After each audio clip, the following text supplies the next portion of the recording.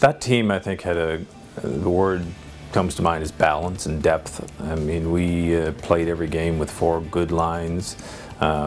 Every role player we had was exceptional at their duty, if you will. Vince would identify guys that were all character guys. He knew there were other players out there, but he would go with the guys that could play. And we could win both games on a weekend. And on Monday or Tuesday, he would skate the snot out of us because he felt that we could have worked harder. He always got the most out of us, which was a lot of fun. The team consisted mostly of Prince Edward Islanders, and I watched many of these members of the team play in the Island Junior Hockey League, so I knew the players themselves.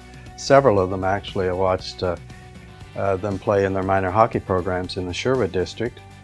I think Vince did some recruiting off-island. I think the 4 defensemen were off-island recruits, but I guess the best memory I have is knowing the players individually and getting to know them fairly well over the course of their university careers. Right from the get-go, the start of the year, we had a very strong team, and we continue to get stronger. Compliment to our recruiting by our coach Vince. Our team was loaded up with players, some the best players and the best players in the Ontario Hockey League and the Quebec League. And at that time, we had very strong local players here that were instrumental as well in winning the series. So, just a real nice mix of how we all gel together. There were no weak links from superb goaltending, solid all-Canadian defense, and again forwards that we could play any style of game. And so we were strong, and it showed with our wins and losses that we had throughout the year, and it was. Again, a real treat to be part of the dressing room in the 84-85 team. I certainly felt that it was a pure island experience, if you will, going to the Forum and watching that place and the crowds we got. And I think the ability that we had to draw on all parts of the island as a fan base, because we had,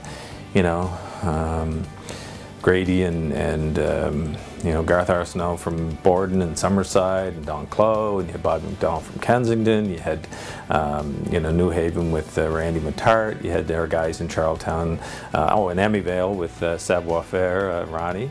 And then we had down east as well, my brother and I still recall, the fan base was very much a mixed island fan base. You had pockets of, 10 to 20 people that represented so many communities across the province. Well, obviously, you got to keep in mind, step back, and the atmosphere. It was a Saturday afternoon game in the old Forum, and it was an arena that had a lot of character, where basically the fans were basically on top of the ice. So I think it was the atmosphere.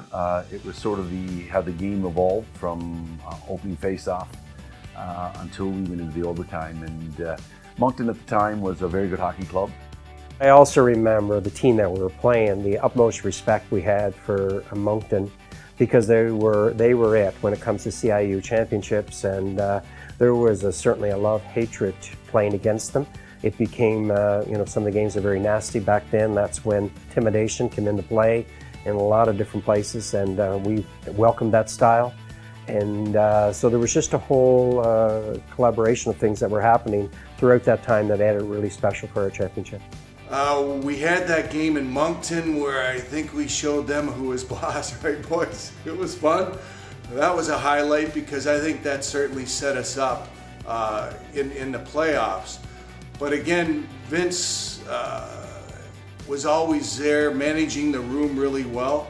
The guys that he appointed leaders were great leaders, but we also had guys that didn't wear a letter that were also leaders, and we all fed off each other.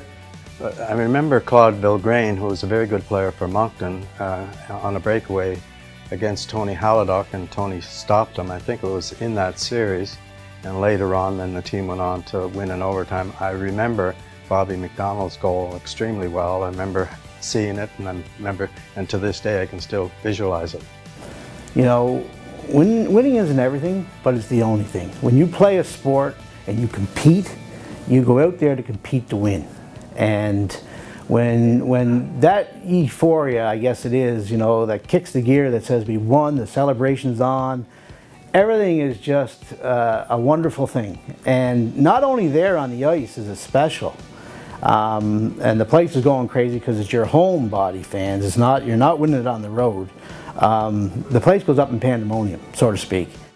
I'm so grateful and appreciative of the experience ahead playing for the men's hockey program at UPI. I was the captain at the time, so forged and built wonderful relationships with players that I'd played with prior to coming to UPI, but continued to play with at the university level. But also made some great friends with players who came from Mount Island. I guess what I want to say to them is congratulations and a job well done, and to know that they're upstanding citizens. It's quite an honor to be inducted into any hockey Hall of Fame, whether it's the PEI one with the Armor Fence Islanders in '91 that we won the Allen Cup, but you know, going back in time, you know, I was very fortunate to be part of 3 AUAAs, you know, with UPEI, and to have the first team, you know, be inducted, it's a memory you can't erase from your brain. Thanks to everyone. Congratulations on the induction. An honor well deserved, and a great group of people that put this team together, and I couldn't be more proud to be part of it. But CLOW was hauled down by Jobin, and he's off for 2 minutes. It was blatant. There was nothing he could do. CARRAGHER wins the draw. Back to Fulton. He plays it into Bob McDonald. Into the top of the circle. McDonald working it into CARRAGHER in the corner. Moncton pressuring. Good move by CARRAGHER. Gets away from Doucette. In behind the goal now. CARRAGHER up on the side to Gravella. Shot right on. Rebound out in front. Clear it. Here's Albert Roche with a shot. And that goes off a stick. Bouncing high into the air. Lands in the corner. McDonald heads it for the Panthers. Turning to get away from Roy and Doucette. McDonald, give and go with CARRAGHER. It doesn't work. CARRAGHER gets it. Gravella shot. Roche shot. They